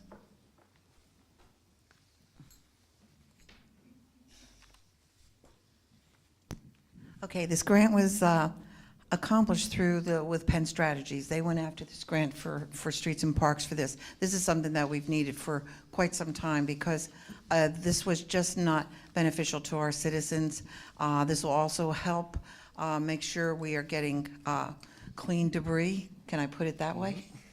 And we did have a really long discussion of how this is going to be implemented, what cost to the citizens as far as getting the cards, and this will come back to a discussion once everything is in place and the equipment is in place of, will there be a charge for the card, will there not be a charge for the card, how, and this will be explained thoroughly to the citizens, but it is going to be something that's going to be so much more beneficial. I think all of us on council have received phone calls about the recycling and when it wasn't open, when was it going to be open? And this is just going to take the pressure off of streets and parks, and also all of us that have received the phone calls. So can't wait till this is implemented, and I think you're going to be very happy that it's implemented also. Definitely. Because what this has also done is you've had to have someone from streets and parks even sitting there if somebody pulled up to go open the gate, and this we won't need anymore once the cards are in place. So it's just going to save personnel, time, and it will be more efficient. And this is what we're looking for in our city, to be more efficient for our taxpayers all the way around. Other comments or questions? We do thank Penn Strategies for shepherding this through. And I think it's important to note that the reason we need this is because our mulching area was being abused by people not within the city, bringing material, wood, trees and brush and all of that to be mulched. And Mr. Winder, could you remind us what we were paying in cost to have that all chipped? Prior to manning the brush pile gate, taxpayers were paying roughly $20,000 to $24,000 a year. I want to say we're down to $16,000 in 2019. So there was a significant drop when we began to monitor it. So what we can do mechanically and with technology to address that problem will free up our staff to work on other things in the city, and at the same time provide us the oversight that we need of our mulch pile. Unfortunately, because people sometimes don't always act on their good angel. In any case, are there other questions or comments? Hearing none, we'll have the vote, please. Mr. Yoder? Yes. Mr. Mackey? Yes. Mr. Pelisi? Yes. Mrs. Katz? Mr. Banks? Ms. Mealy? Mr. Allison? Yes, motion passes. Thank you, Mrs. Frank. Thank you, Mr. Winder. We'll move to item 19, accept for filing public safety meeting minutes of 11/19/19 and Veterans Memorial Park of January 20th. Is there a motion? So moved. Motion and a second. Questions or comments, corrections? Hearing none, Mrs. Frank, please. Mr. Yoder? Yes. Mr. Mackey? Yes. Mr. Pelisi? Yes. Mrs. Katz? Mr. Banks? Ms. Mealy? Mr. Allison? Yes. Thank you, Mrs. Frank. Announcements. The next regularly scheduled city council meeting will be held here Thursday, March 5th, 2020 at 7:30 p.m. Trade and Transit 2 Center, 144 West 3rd Street, 3rd floor. Upcoming meetings. Monday, February 24th, 11 a.m., Historic Preservation Committee, 12 p.m., Planning Commission. Tuesday, February 25th, 7 p.m., Citizens Corps. Wednesday, February 26th, 11:30 a.m., Redevelopment Authority. Friday, February 28th, 11 a.m., ERC meeting. We don't know yet, or we do? Oh, there is, okay. That's definitely going to happen. Tuesday, March 3rd, 11:30 a.m. Public Safety Meeting, 1 p.m. Finance Meeting, 2:30 p.m. Public Works Meeting. Tuesday's always jam-packed council week, and then we have our council meeting. Are there any comments from council tonight? I think it's just important to note that those meetings that you just announced will be in that first conference room. Oh, yes, on the other side of that wall. When you first come into the building here. So just so everybody's clear as to Yes. exactly where they need to go. If you found your way here, you can find your way there.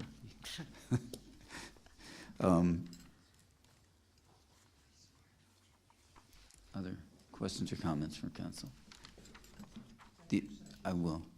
Any other comments from the administration? Mr. Nar? I do have one. The planning commission, along with the administration, has agreed or has made recommendation. The planning commission will now only be once a month. It'll be the first Monday of the month at noon. Obviously here at Michael Ross over in the other section. But again, instead of going bi-weekly, it will be a once-a-month meeting, and that'll be the first Monday of the month. And we did do legal advertisement to the paper. Does that affect this coming February 24th meeting? Correct. The next meeting will be March, the first week of March. Okay, then, During March 2nd? I believe that's the first Monday. I don't have a calendar in front of me. Okay. I'm just, because yes. we just read out in the Yeah. agenda, that's something different. So it'll be Monday, March 2nd at noon. Okay. Correct.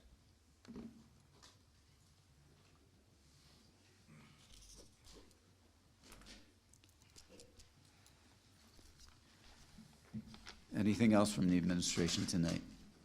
Chief Hagan? I just wanted to say something. I know the decision to come to this building is not easy, and I would like to commend all of you for making that tough decision. Yeah. Thank you. Well, thank you, Chief. I think we're all gonna, it's a team effort, administration and council, as it should be. So, we're gonna move forward and do what we have to do. I need to announce two executive sessions. One we're having tonight after we adjourn on legal issues. And next Thursday, the 27th, on the 27th, we will be having an executive session on personnel issues. That's an off-council week, but we're having an executive session.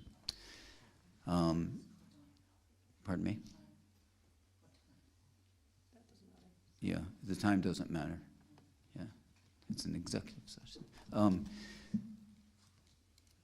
As I said earlier, we're going to take questions from the public, but it will be out there, and Mr. Girardi will bring the mic. Are there any requests to comment tonight? Okay, I'm going to you were up first, ma'am. Can you wait till Mr.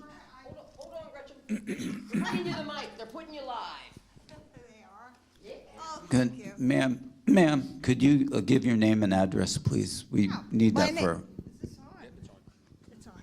My name is Gretchen Kennedy. I'm the bad news letter writer to the press, Williamsport paper. I just wanted to thank you for having your meetings up here. It's much easier to get into. I mean, I have a scooter as a rule. I couldn't bring it tonight because I don't have a light on it. And this was much better coming in on a wheelchair until I get my new scooter. But I wanted to thank you for this. This is really nice for the public and for the handicapped and everyone else. So there you go. It's a nice facility, yes it is. Ma'am, could you give your address too, please? 900 Nichols Place, Thank you. Williamsport. Thank you. I saw another, I think yeah. Well, I'm sorry. Hi, my name's Thomas Greco. I'm from Avis. I'm on the board of directors with North Central Center for Independent Living and Board for Roads to Freedom. I have been coming to meetings for the past 5 years, mostly committee, but the past 2 years, City Hall council meetings. And for me, I've been a spinal cord injury for past 16 years. I drive, and every time I would pull into the back of City Hall, the parking was always difficult. And if it was taken, I had to pretty much park about a block away. And I would have to roll 2 the west side of City Hall, and it's a steep incline. And I would have to go all the way around to the other side, and it's another incline. But I was always afraid of cars, especially patrol cars, coming towards me. And that was just to get to the ramp. It was always difficult. It was either unsafe, or I was always worried about getting injured, getting up that incline. Then getting into the building, being led in by the police through the door, especially during the working days or working hours. Because when we had city hall meetings, city council meetings, it was always open.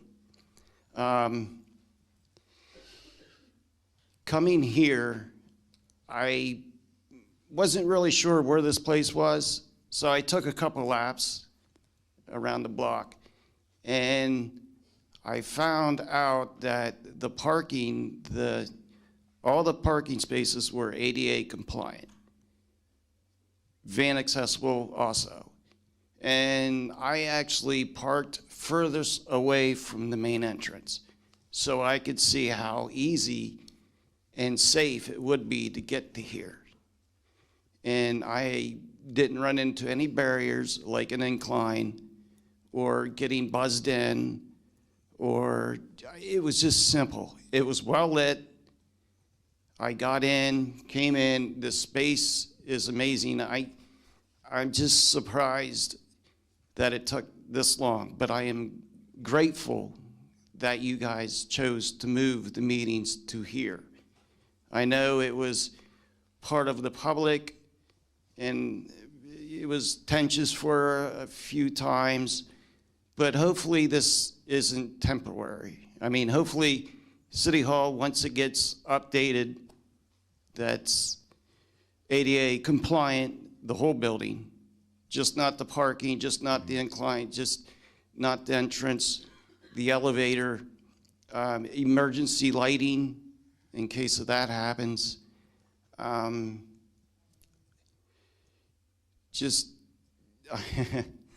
was on a roll there for a little bit. But it's a lot safer for me to get to this meeting at this building than it is at City Hall, how it's set up. So hopefully more meetings happen here until you get City Hall resolved to a point where everybody can enjoy going there again. So, thank you. Business owner in Williamsport? Yes, I have a pajama factory. I have a studio there. So, spent a lot of time in Williamsport, and I love going downtown.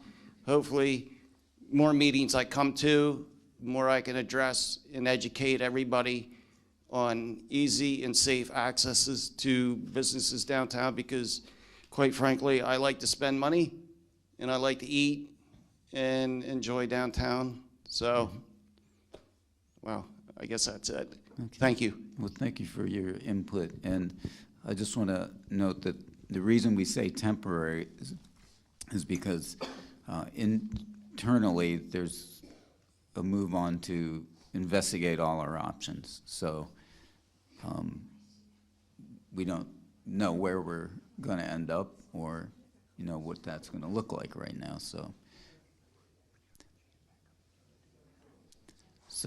Mr. Girardi, yep.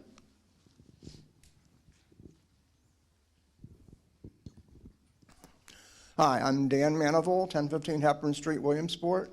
I'm with a group called West Branch Pride.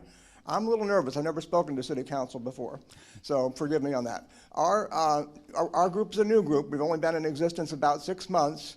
We are working on having a first ever gay festival in Williamsport. Now, I want to explain a little bit about what that's like, because most of you have probably never been to one. This is nothing new in this state. There's gay festivals all over the state. We are behind the times here in the fact that we don't have one. We are looking for Brandon Park on a Saturday or a Sunday in September. We were in touch with Mr. Washington, who seemed quite hesitant to give us a date. I know he's no longer with the administration, so at least tonight now I have a name that I can pass on to West Branch Pride that we can contact, because we're desperate to get a date. We only have 6 months more left to plan. We've been planning this for already 6 months. What a gay festival is, it's going to be patterned exactly like Homemade Days in Brandon Park, if you've ever been to that. It's going to be patterned exactly like that. We have entertainment already lined up for the bandshell. We want the bandshell area and the area just below Packer Street. That's all. We'll have vendors on the side where the trees are and the shade is. We will have food trucks in a U shape surrounding the park, and entertainment from the bandshell. Harrisburg has had a Pride Festival every year for 28 years. Other Pride Festivals take place in Lancaster, Reading, Wilkes-Barre, Altoona. We don't even have anything like that in this area. We want to start this. This will be something new. We want to do it annually. It's a lot of work. Trust me. They work on these Pride Festivals in these other cities from year to year to year. And it takes a lot of time and a lot of work. We know what we're trying to do. We're trying to bring something new and different. Yes, there are gay people in Williamsport. Funny story, years and years ago, the mayor of Altoona said, there are no gay people here in Altoona. Well, the LGBT community got a little mad about that, and they staged their first ever gay pride festival to show them that, yes, there are. There are gay people everywhere, and we're not out to harm anybody, you know. We're even going to have an area with families in mind. Yes, LGBTQ people have families, and we want to welcome the straight community as well, no problem. We want everybody to attend our festival. We want to invite City Council. We want to invite Mayor Slaughter to speak. We are interested in lining up a few speakers, but we've got entertainment. I'm in communication on Facebook with at least 3 of the City Council members and Mayor Slaughter. So I'm hoping to get a date very, very soon, at least like I now have a name to contact. We're having a special meeting on April the 4th that I'd like to invite Chief Hagan to, and anybody else that's interested in safety and security. It's going to be at 2 o'clock on a Saturday afternoon, April the 4th. We are bringing up people from Harrisburg to talk to us about safety and security. They've been doing this for 28 years. They know how to do it and what to do. They get thousands and thousands of people to their Pride Festival, and I'm serious. I go every year. It's beautiful. It's a beautiful event, just beautiful. And they have the experience of doing it.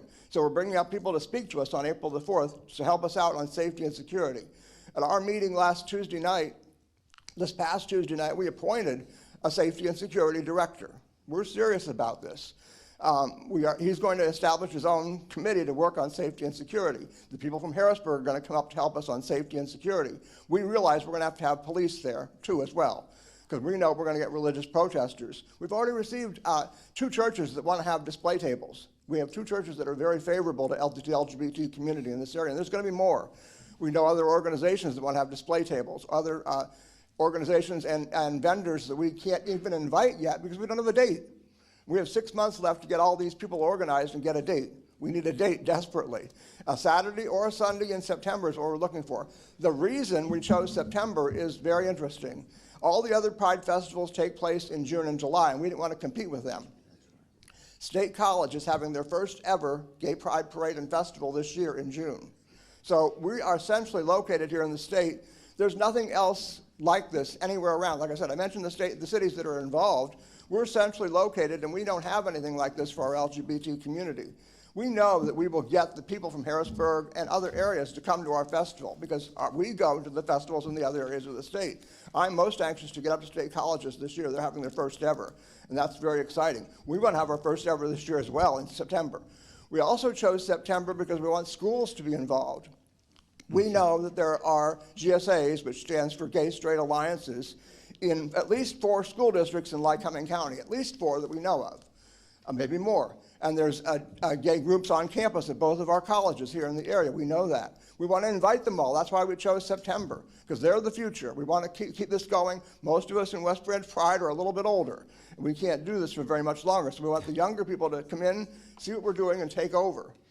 I'd be happy to talk to anybody afterward, you know, and we certainly want to have Chief Hagan to our meeting on April the 4th if he's available. And, Yes. you know, messages on, I'm on Facebook. West Branch Pride is on Facebook if you have any questions or want to look us up. And thank you for the opportunity to speak.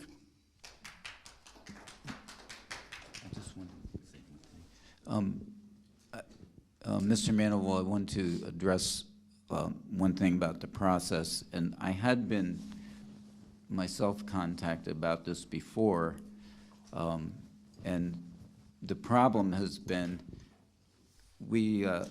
our Brandon Park Commission was not functioning, and that's where it goes. So now we've got people, and it's populated, and so there won't be any delays in the process. I gave him one of my cards. Basically, he would need to come in. I can sit down and talk to him, fill out the event Yeah. permit, and Yeah, you then need once him. we do that, we'll bring it through the process. But we need you to stop down. There's my card. Give me a call, set up a time, stop in, and we can go over what paperwork you need to fill out. Mr. Mackey?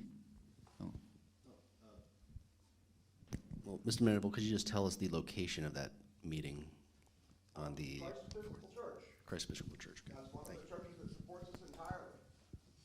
Christ Episcopal Church at 2 o'clock, April the 4th, for the state security meeting. That's in addition to our regular monthly meetings.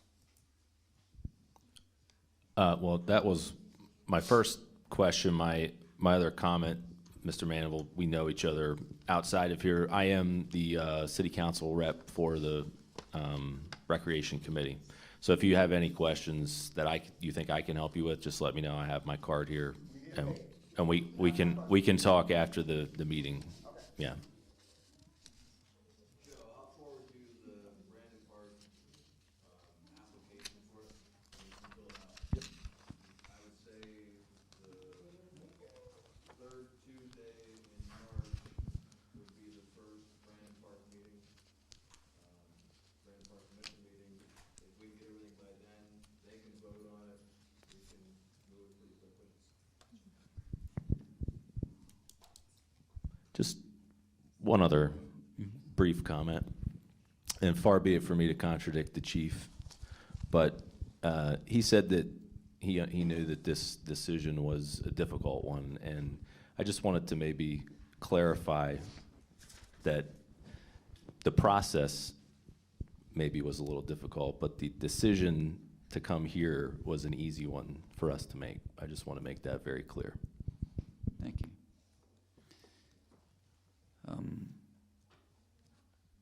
Oh, yeah.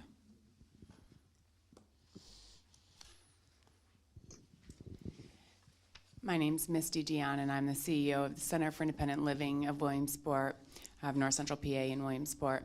Thank you for that clarification. Maybe the reason why some of the public and some of us here today thought it was a difficult decision was because we've been asking for meetings to be moved to City Council, to the administration for 2.5 years.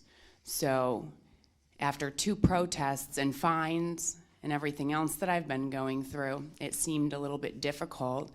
I've gotten threats, and I've gotten fines and arrested and you name it. But after 2 protests versus 2.5 years of requests, I do thank the North Central PA ADAPT members who protested and continued to push for the rights for accessibility. So kudos to you all for continuing to stand up and fight for your rights. Thank you.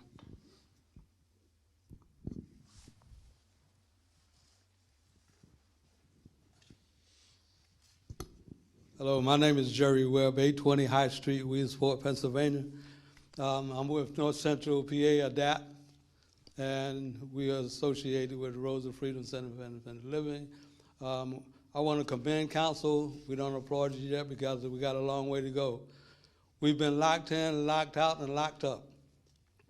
But we find out when we work together, we can accomplish the things that we're trying to do, and that's to make it accessibility and easy for the whole city, not just a certain group or whatever case may be. So with us working together, we see what we can accomplish, what we have accomplished, but we still got a long way to go. So I'll tell you to keep up the good work, work together, and there ain't too much that we can't accomplish. Thank you.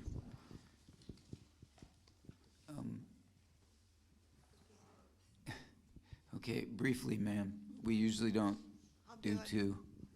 I'm sorry.